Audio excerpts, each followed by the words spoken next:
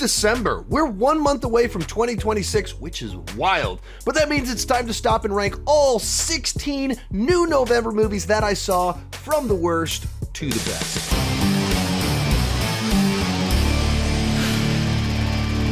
While I'm talking, be sure to share your ranking of the November new movies that you saw down below in the comment section. And if I missed something that you think I might actually love, let me know about it down below in the comment section. One quick announcement before we get started. Right now, I'm running a Black Friday, Cyber Monday sale on my Patreon, where you can get 35% off if you sign up for a new annual membership with code BLACKFRIDAY25. The promo code and the information is down below in the description at the top.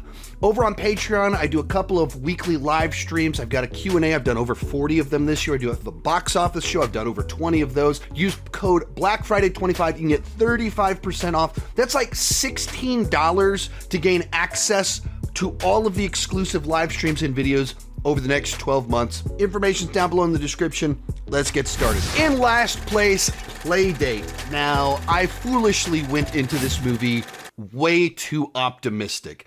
The trailers pretty well did tell you what you could expect from this film, but I went in assuming the best, hoping Alan Ritchson could kind of follow up the Reacher fame with a fun family action comedy teaming up with Kevin James, and it was kind of the worst version of this movie. Like, I didn't dread watching it or anything like that, but the whole movie just felt off, like calibrated wrong. So much of it felt like a first draft of the script, where when you get the answers to certain questions, you're like, hey, wait a minute, this doesn't make any sense. Really, this and this, and it just doesn't really add up if you stop to think about it. So much of the comedy is just Alan Ritchson playing everything big and wild, and so you got action hero guy beating people up, car chases, and then acting very, very silly. And that juxtaposition is that's the foundation for like 85% of the jokes in the movie. And it just wears thin really quickly. But then there's just a side to it that it's just like they didn't stop to think about what was going on in the movie, the actual plot of it. The final moment of the film, I was like, you didn't really just do that, did you? Did you really end the movie on that note? And it, like, there's a side to it where just they didn't stop to think about the actual ramifications. There's no thought put into what's really happening. And so it just puts a bad taste in your mouth in a movie that just has no business putting a bad taste in your mouth. It should just be like a silly, fun, merging of two worlds, stay-at-home dad with military guy save the kid. It's a classic formula, and somehow they just got it wrong. Number 15, Now You See Me, Now You Don't. I've just never really been into this franchise. The basic setup here of the idea of magicians, illusionists using their skill set to commit heists is a great concept. And the ensemble of each of these films is great. That they're actors that I like to see, they work well together, and somehow in the execution they botch it every single time. And there's kind of two big things behind that. One of them is that so much of what happens isn't using actual illusionist tricks to do heists. It's just magic. It's just things that can't actually happen. It's too extreme. It's too wild. It's too extravagant. And they never convince you of the reality of it. And so it feels artificial. And then the other side to it is that they're bogged down by this whole lore of it's not just magicians doing heists. It's this Robin Hood secret organization, robbing from the rich to give to the poor, fighting injustice in the world. And it just makes the whole thing so convoluted from top to bottom. And that criticism applies to all three movies. This one, I feel like perhaps the final payoff at the end with the twists and turns when you realize who everyone is maybe a little bit more satisfying than the final reveal of the previous two movies that I felt was more of a cheat than this movie. But at the same time, the other big problem with these movies is that The characters behave for the audience viewing the movie, not for what would be believable in the world that we're watching. When you know the final twist of each of these movies and you rewatch them, suddenly their actions make absolutely no sense. And there's scenes in this movie where characters are playing something a specific way that's just to trick the audience. It doesn't make any sense in the world that's been created. And this is true once again of all three movies. I actually saw this movie twice in a week because I saw it to cover it the first time. And then John Campea came to town, so I went to his movie meetup and was to watch this movie. So I watched it the second time in a week and I was like, this just doesn't add up. It really didn't hold up on second viewing, and I didn't think it held up all that well on first viewing either. And so it's just something so artificial about them that's so disappointing every single time. Now, there is one really cool sequence in this movie where they're in like a magician's museum house, and there's a bunch of illusions in the house where they do fight scenes. That was really cool. That was a great sequence. The big final payoff, I think, emotionally worked, but just as artificial as the other films. Number 14, The Perfect Gamble. And to be perfectly clear, I actually liked this movie. This list is very positive heavy. We're kind of approaching the 4-year consideration season. There's a lot of movies I saw at film festivals, movies I tracked down because I was interested in watching them. So it's top loaded with a bunch of stuff that I really loved. Like, I'm very positive on the top 10 of this list. This one, it's more like this. It's like a marginal thumbs up, but I enjoyed this movie. Essentially, it's a small stakes version of like Casino, where it has David Arquette gets out of prison and starts a casino with his friend in a city that they don't know. And because of that, they get wrapped up in the world of underground crime. They just wanted to start a casino and make money, and they find themselves in all this other stuff that they weigh in over their head. And it's like indie, small budget version of, you know, some of these Scorsese films. So it's not a sweeping epic like the Scorsese, but it is kind of like people, you know, building something up, seeing the successes and the failing on the other side. So it's got like this excitement of gambling. It's got this whole sort of mob world, and then also some romance. It's fun to see David Arquette in a different type of role. And the lead actress in this is Quentin Tarantino's wife, which is just, I didn't like, oh, it's just an interesting detail. But I actually interviewed the director, her, and David Arquette. When I was watching the movie, I did not realize it was Tarantino's wife until I was prepping the interview after watching the movie. And I was like, wait a minute, I'm talking to Quentin Tarantino's wife tomorrow? This is pretty wild. So, like, it reminded me of a bunch of smaller indie films that I watched like 20 years ago that were kind of going back to Scorsese, Tarantino, but there were a lot of these kind of small films about the underground world of crime coming out of the 90s with the influence of Tarantino, about casinos and things like that.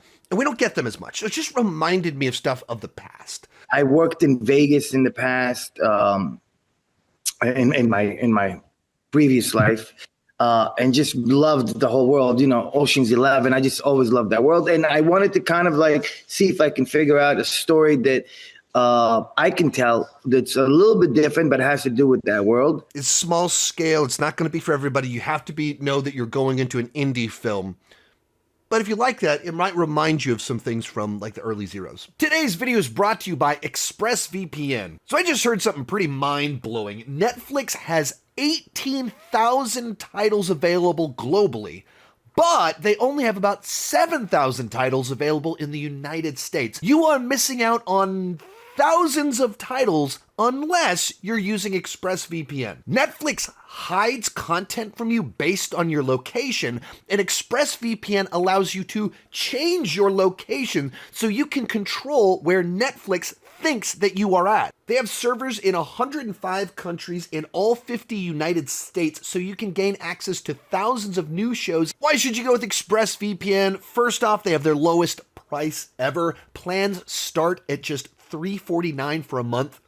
That's just 12 cents per day. It's super easy to use. You literally just click one button to fire it up. One more click and you can change your location. Just to let you see what this looks like, if you go to Netflix in the United States, search for Batman, nothing comes up. You just fire up ExpressVPN. Let's move on over to Spain. Head on back over to Netflix, click for Batman again, and a ton of titles pop up. So be smart, stop paying full price for a streaming service only to get a limited fraction of the content. Get your money's worth at expressvpn.com/Chandler. Don't forget to use my link at expressvpn.com/Chandler to get up to 4 extra months of ExpressVPN. 13, Wicked for Good. And as much as the first movie was such a pleasant surprise, it made it into my top 10 last year, this movie was a pretty big disappointment. I don't think it's overtly bad, but it is a big disappointment, and it's a huge step down in quality from the first film, where the first one told this very compelling story of kind of like a friendship forming and someone chasing their dreams only to realize it's a bit of a nightmare, but through that discovering who she really is. And so there's all sorts of drama, conflict, setbacks, but it was very uplifting. And this one kind of gets lost in this murky world of feeling both like we're padding out the runtime, because it takes like 30, 40 minutes of the play and makes it into a 2-hour movie. So it feels as if it's padding it out, but also feels like it's speed running through way too many plot lines, because we're telling the story of this rebellion against Oz while also retelling the events of The Wizard of Oz from a different perspective and trying to have a resolution to everything. So there's like way too many plot lines and also feeling padded out stretched out, padded out, rushed at the same time, which is a very odd mixture of things.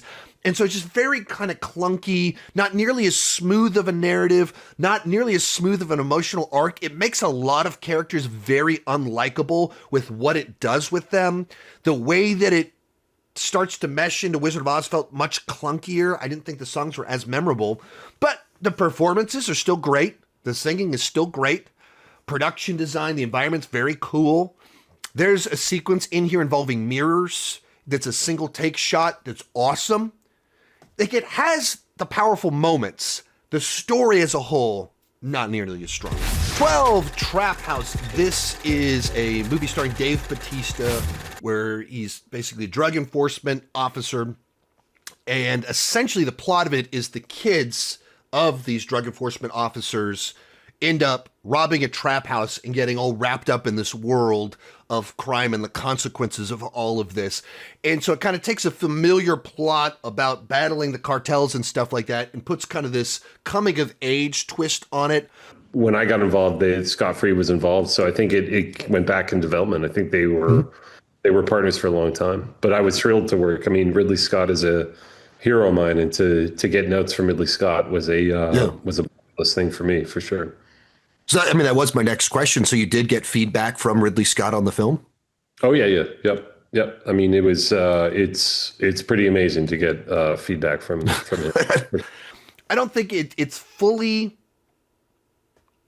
adjusted quite right to be the best possible version of this movie. It's a little bit off, but also it is a bit of a fresh take on the genre. It moves quickly enough. The cast is strong enough to keep you engaged. There's fun action. There's some heists in there. You know, like I said, the specific logic could be better. It could be calibrated stronger. That would move it quite a bit up this list.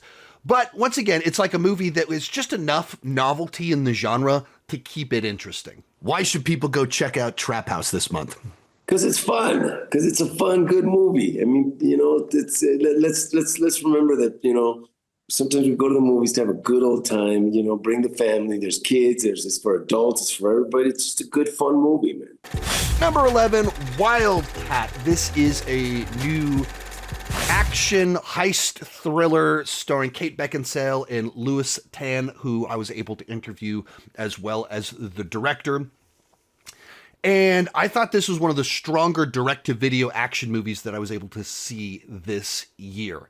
In general, this is actually a pretty good year for direct-to-video action movies, where just a number of them I thought were better focused than previous years, and I just got more enjoyment out of them. Just a collaboration of all the filmmakers there and the action team just being like, what do we think would look cool? You know, and I love that. I love that energy. Every time we were like, right, we're going to do this. And then we kind of looked at each other and we were like, but how can we do more? And then we were like, oh, this. And then we were like, but how can we do more? And, and the studio that we were at in Bulgaria, I was just in Budapest. they had all this stuff there. So we were just like, oh, can we use that? Can we use that? Can we put this over here? Can we blow this up? In the case of this movie, involves basically Kate Beckinsale's pulled back into the, like, former special forces person pulled back into the game to do an urgent last minute heist. But there's this world building taking place where, like, London is basically collapsing over mob rule and riots taking place. So it's like a heist, urgent heist, kind of gone wrong in a city that's collapsing. So just everywhere you turn, there's chaos. Everything goes wrong. Everything is a threat. Everyone is a threat. There's a real strong supporting cast in here, kind of fleshing things out in little ways to kind of keep it interesting. And then, like, it's just fun to see Kate Beckinsale and Louis Tan beat dudes up. Absolutely, like, there's the limitations of the budget. Like, you can't go into this expecting it to be a John Wick production. It's not. But as for direct-to-video, kind of tighter budgeted action films, I thought that they did a really good job with this film and delivered what I wanted out of the film. Maybe the tone is maybe a little bit off, where it does a little bit of kind of a comedy banter type thing kind of going on in it. They even talked about some of their influences being like Lock, Stock, Two Smoking Barrels. Just they just running wild with improv and all the time, quick, snappy, quick-witted jokes. And I think that energy together mixed with action is just, I personally love that stuff. I mean, I love Lock, Stock, and Two Smoking Barrels and that kind of thing. But then, and it has that fun. And then when it leans into the darker moments, the dark humor, the tragedy, the drama in it, it could feel a little bit jarring and sudden, like it didn't smoothly transition to have the comedy, but also have the drama. Maybe it could have been a little bit smoother. But overall, like, I really enjoyed this film. Bringing us into the top 10, King Ivory, another one of these tighter budgeted, mostly direct-to-video films that came out this month. And in the case of this one, it's kind of like a modern-day version of Traffic, the Steven Soderbergh movie from 25 years ago, except looking at fentanyl. And so exploring the specific dangers, addictive nature, what fentanyl looks like in the way that it's kind of spreading across society. The reason when I say it's like Traffic, if you don't know what that means, is essentially it tells the story of the drug trade, the war against drugs, from the perspective of the cartel, the perspective of kind of an enforcement agent and his personal life, and then from kind of like a street level enforcer. So you're kind of seeing it from all these different perspectives. And as the story goes along, the stories merge together kind of nicely. And while, like, it's not as groundbreaking as Traffic, it doesn't have the production and everything of Traffic, I thought it was really well done. It's very effective at what it's going for at the scale and size that it's telling its story. Number 9, The Running Man. And as I mentioned before, I really enjoyed a lot of movies this month. And so kind of here on out, these are all movies that for one reason or another, I really enjoyed these films. And the gap between number 9 and number 1 isn't nearly as large as you might think it would be. It's just a month where a lot of stuff came out that was either to my tastes, or we are in kind of the end of the year awards season movies. So I'm watching a lot of movies that were designed to be awards contenders. Anyway, as for The Running Man, I already posted my long thoughts on it. Generally speaking, this movie's right up my alley genre-wise, as just kind of a dystopian guy trying to survive, star action vehicle for Glenn Powell. I had a lot of fun with it. As an Edgar Wright movie, it was disappointing. I had actually read the book as a teenager before I saw the 1987 version. So I was well aware, even as a teen, that it was a radically different adaptation. And so I think as I became a movie maker, it always stuck in the back of my head that there was another entire movie to be made from the source material. And I read The Running Man when it was published as part of the Bachman books when I was 14 years old. I'd actually read the book before I saw the 1987 screen adaptation. And now, decades later, having made the film that I envisaged in my head as a 14-year-old, with some changes, of course, where I just didn't feel like this movie brought enough of Edgar Wright to the material, where we're adapting Stephen King, and it's being done by Edgar Wright, starring Glenn Powell, and it kind of loses some of the edge of Stephen King, and it doesn't have the style so much of Edgar Wright. And so I felt it was more generic than it should have been. That's why of these movies that I mean, I enjoyed this movie. You can watch my review, see how positive I was on it, but it doesn't have the impact that I think it could or should have had. Number 8, Zootopia 2. Now, I went into this movie with fairly modest expectations. The trailers didn't do all that much to kind of like get me excited to go see it. The original Zootopia kind of has a special place in my heart because it's the first movie that Liam and Chloe saw in the theater. But like I said, the trailers for Zootopia 2 just felt like kind of a remix of the first film. And I was very pleasantly surprised by the film. It was really funny and really clever. Just consistently actual laugh out loud jokes, consistently having little details in the background that were amusing. Like every frame just feels populated with little details that are fun to look at, and enough of them that actually make you laugh out loud. So it's a very entertaining film. The basic plot of it is kind of a remix of the first film of, once again, there's some sort of conspiracy that goes to the heart of Zootopia where there's some cover-up. There's going to be a twist, a turn. Someone's a backstabber. You're going to find that out pretty late in the movie. Like, it follows the same formula. It's exploring similar ideas about prejudice and things like that. But did it make me laugh? Yeah. Did it find new ways to explore the characters, build their relationship, and shift the dynamics? Yes, it did. So this was a rock solid sequel. Number 7, In Your Dreams. This is a new Netflix animation film, essentially about a pair of siblings whose parents are on the verge of maybe separating, maybe heading off in different directions, with job situation, tension in the home, and sort of they find themselves escaping into a dream world to try and make things right and find a way to kind of correct things. And it's just kind of, it's a very emotional film because it is dealing with children in this very tumultuous time, trying to find some way to make the world right when it feels like everything's falling apart, while being in this world of imagination and flying through the dreams that they've had, the memories that they've had, how they've interpreted things, and then kind of giving them their own little arcs that they have of realizing that they've misunderstood what's happened and what they think they want isn't what they actually want. It just like real solid character work. It is a heavier film. I watched it with all 3 of my kids, and they seem to. Karis can be real sensitive to these sorts of things, and she went to bed holding a stuffy of the lead Tony Baloney in it, the main animal in it that's their guide in the dream world.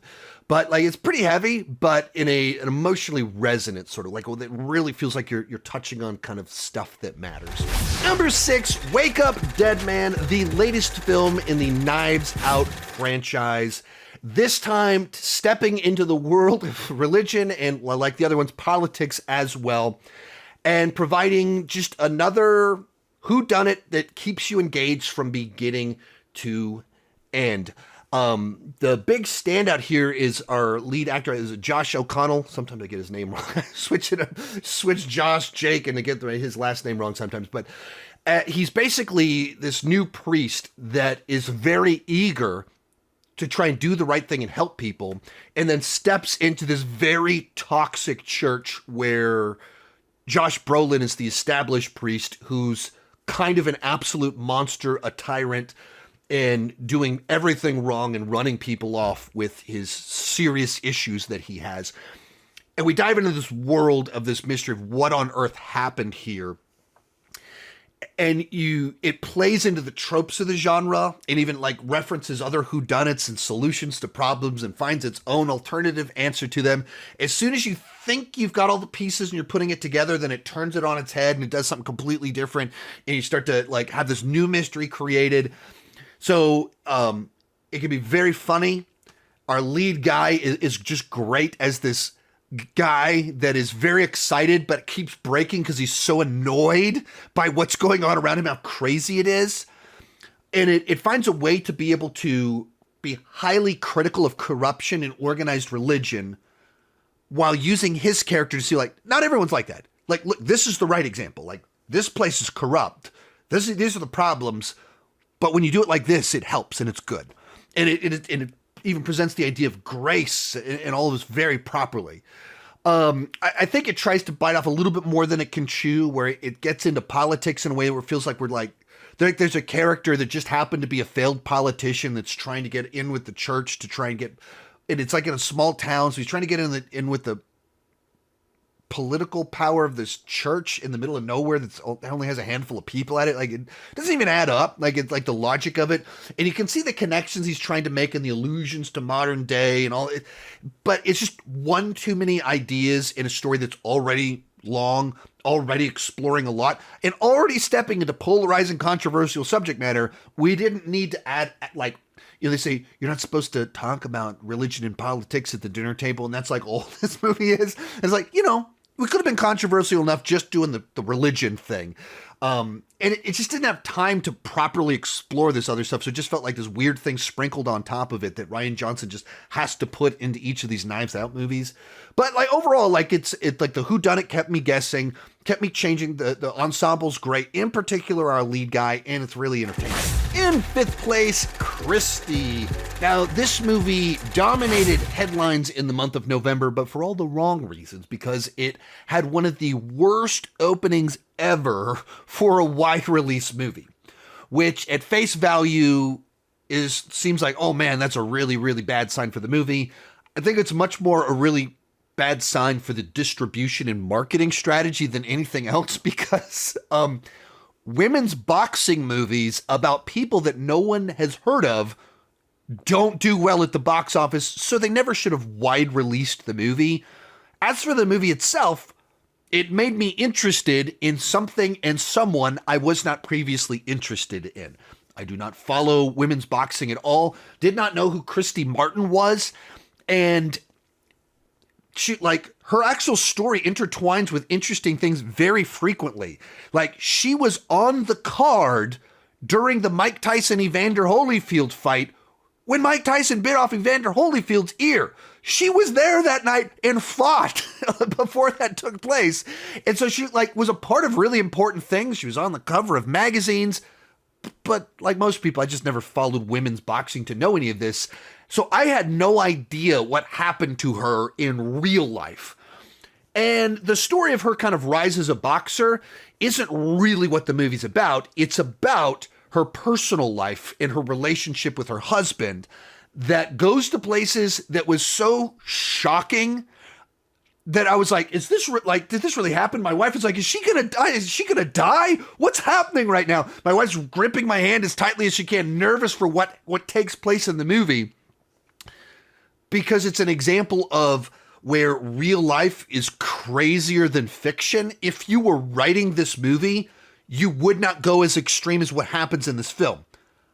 But that's what happened in real life. And so it took what to me was something that was like, well, I don't know. Okay, women's boxing, whatever. Let me check this out. And it told an actual really interesting story. And it's an example of Sydney Sweeney actually acting, to where she's famous for being hot.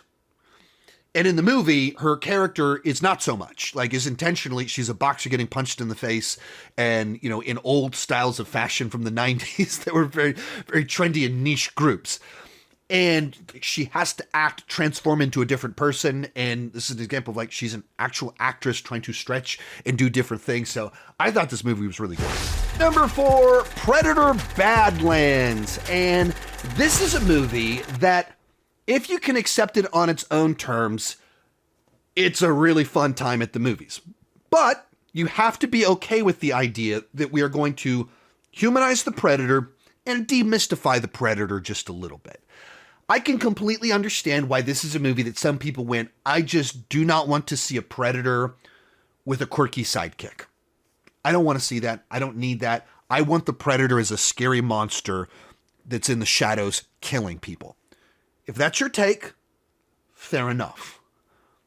If you can accept the premise of this movie, I think it does a really good job of it.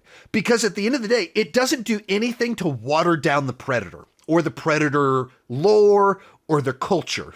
Like, what happens in the first 10, 15 minutes of the movie involving this predator's family is hardcore.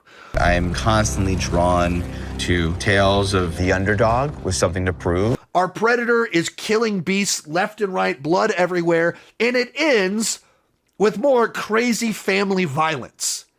This is not watering down the predator, but it's the runt of the litter trying to prove himself based on their honor code, but using a different set of skills because he can't compete at being the biggest, the baddest. So he's got to do it on his own terms and proves himself. Like it's funny, it's fun, it's a classic adventure of this guy going on a quest to get the thing, and along the way he has to get his band of heroes. It's a Predator movie where the real trophy is the friends we made all along the way. If you can't accept this, aw shucks, he made some friends, I get it. However, if you can, it's a really good version of that movie. In third place, Guillermo del Toro's Frankenstein. Now, I'm not a big Frankenstein fan. I've never read Mary Shelley's novel. I'm not even sure which of the previous movies I've seen. Like, I know at some point in time I watched the classic Universal Monsters version of it. I don't think I saw the one from the 90s. I mean, I watched Young Frankenstein for the first time just last year. So I'm just not super into the Frankenstein lore mythos and can't compare it to other things with any depth of knowledge.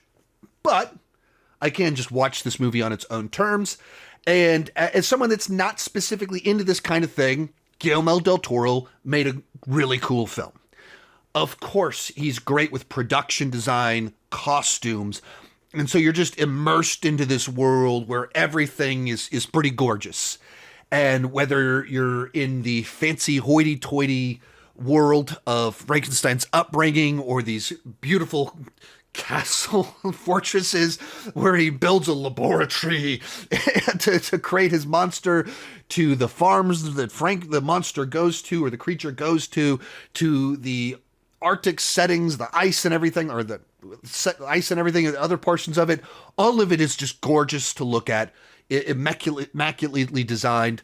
All of the actors do a great job, and it's able to have kind of like this weight to it, to where we're rooting for Frankenstein, and at the same time, like, oh no, he's repeating the mistakes of his father, and it's able to make us care about him as well as care about this monster that he created and the tragedy of this creature that he created that will perpetually be rejected, but also can't die. It keeps being forced to live through the suffering. So there's just a lot to it that is very profound. Like I said, it's not something I naturally gravitate towards. It's not exactly my thing, but it's a very good version of this thing. It's very well made. So sometimes it's a little bit difficult to know where you place something where you like acknowledge and respect it. More so than being like, yeah, this is something I'm going to watch a lot. Our runner-up, Sisu, Road to Revenge. Speaking of things which are not my thing, Sisu is the opposite of that. This movie is absolutely my thing. And I was lucky enough to see it at its world premiere at Fantastic Fest. So I was in the theater with the director, packed full of a very lively Fantastic Fest audience. And that is the best possible environment to watch this movie. So I absolutely had a blast watching this film. In the case of this movie, you have to accept that it's going a little bit more it's going more over the top than the first film. It's a little bit more cartoonish than the first film. If you can accept that, it is so much fun. And it's faster paced. It's bigger, it's bolder, it's more audacious, and the big reason for that is that the whole movie is essentially a chase. It's a vehicular action movie with planes, trains, automobiles. It's like the Finnish version of Mad Max Fury Road. So I was curious. So in the title of the movie, it's Road to Revenge, and literally the whole thing is like a road trip. It's all in motion from start to finish. I was curious what made you want to take that leap. And basically, I've always been thinking that what is missing from all my films is speed. Mm-hmm. Like that I wanted to do something with speed and be in a constant movement and stuff like that. So yeah, that's the reason basically. And it's a very Finnish film. It incorporates their history with World War II, so much of their culture. And I mean, people think the lead character's name is Sisu. It's not. Sisu is a Finnish concept of like grit and determination. Like this, I won't give up. That's what Sisu means. It literally, at the beginning of the movie, puts this card up, but because we usually think the title is the character's name, people think his name is Sisu, and it's not. But it's soaked in Finnish culture, even to the level of our character not speaking. That comes from Finnish culture. And it's a much more emotional film that it ends like when I saw it in the theater, the people next to me were crying because it ends on such like a sweet note in this very violent, gnarly film. Yeah, that was my goal to have like a really emotional feeling about Artemis' life, and my favorite scene is the final scene of the film because I think it's pretty cool. Yes. So I had so much fun with this movie, but it also delivered more than I was expecting. In first place, Rental Family. This is a Brendan Fraser dramedy of sorts, exploring this concept that's a real thing in Japan of like rental family members, which I was not familiar with except from watching this movie. And I was like, is that a real thing? So I looked it up, and yeah, it's a real thing. And so essentially in the movie, Brendan Fraser is this American in Japan. He's an actor that gets a job for a company where essentially he's rented out to pretend to be family members to people. In the specific jobs that he gets, he's kind of like presenting a lie to someone that's a lie that someone wants to believe. And there's kind of two main plot lines. One of them is he's essentially telling a little girl that he is her father when he's not. And the girl doesn't know that, like, the mom hires him to say this, and the girl doesn't know that it's a lie. And the other one is he's hired to be a journalist to interview a dying actor, filmmaker, tell his story, kind of one person showing interest in him. And you go into it feeling pretty uncomfortable with the basic premise of it, of like, he's building real relationships with people built on enormous lies and deception. And he's very torn about doing this, heading into this, like, he's not like, he's like, I don't know about this. And he steps into this world that he doesn't really understand. And the character is very empathetic, and the character is very lonely in many regards, that has his own ways in which he's broken. And he's working through his own trauma while trying to help these other people in the middle of these deceptions. And it turns out to be like this very sweet, tender, sentimental film, like about life, about parents, about legacy, about the secrets that we keep. When is it okay to have secrets and have lies that are intended to heal, and the damage that those well-intentioned lies can do? It's just like a movie that, like, I was feeling one way the first half of like, oh, I don't know about this. And then where it's able to kind of take the story and explore something in a different culture that, like, it built into it is the premise that characters tell Brendan Fraser, like, you can't understand our culture. You can't fully understand what we're doing. And he doesn't. And he brings a very different worldview to the service and breaks rules and gets himself in trouble because of it. But also challenges it. So it's just a movie that, like, it looks at the universal nature of humanity and how we're all the same, but also the ways that we're very different in how we relate to each other and how we process through things. So just like a movie that, I don't know, just, it's like a film where you dive into the deep end of something that you don't know. And you just go through a lot of different feelings about it. And at the end of the day, you kind of leave going like, we're all just human. I don't know how to explain it, but I just thought it was a really well done look at humanity through a different culture's perspective. Remember to share your ranking down below in the comment section. Remember, use that code BlackFriday25 to get 35% off an annual new membership from my Patreon site. The information about that is down below in the description. Thank you so much for watching, and keep talking movies and TV too much. Bye-bye.